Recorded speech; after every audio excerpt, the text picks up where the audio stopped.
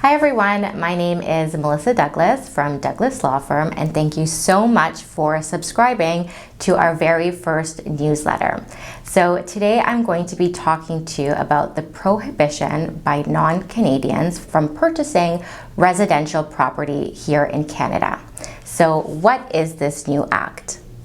So for at least the next 2 years, starting January 1st, 2023, if you are considered a non-Canadian, which means not a Canadian citizen, not a Canadian permanent resident, not an Indian registered underneath the Indian Act, or a specific entity such as a partnership or corporation, I'll have more details below on that, you cannot purchase residential property here in Canada. So when I say residential property, what do I mean? Residential property is defined as buildings of up to 3 dwelling units and parts of buildings like semi-detached houses or condominium units. The regulations clarify that the prohibition applies to residential property that is located in a census metropolitan area or a census agglomeration as outlined in greater detail below. Vacant land that does not contain any habitable dwelling that is zoned for residential use or mixed use and that is located within a census metropolitan area or a census agglomeration. So now we know who can't buy, what they can't buy, that the purchase cannot be direct or indirect, and now I'm going to link for you down below an article that CMHC has. One of our lawyers, Cassie, found this article when we were doing our meeting today to discuss the prohibition, and I think it's a great read for everybody, and again, I'll put it for you down below.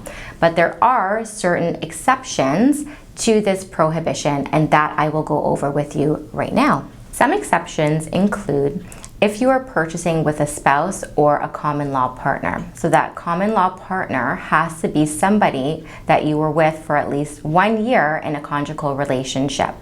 So if your spouse or common law partner is a Canadian citizen, a permanent resident, a person registered underneath the Indian Act, then you can still purchase.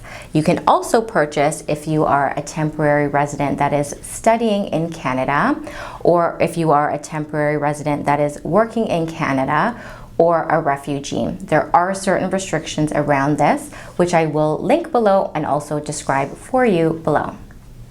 So now, as a recap, we know that this new law is in place for at least 2 years, starting January 1st, 2023. We know who cannot purchase, what they cannot purchase, that the purchase cannot be direct or indirect, and that we know what some of the exceptions are.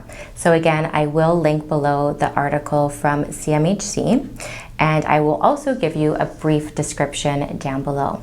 Thank you so much for subscribing to our very first newsletter. And again, I would love to hear your feedback, and please keep scrolling to see more articles and tips in real estate and other areas of law that we practice.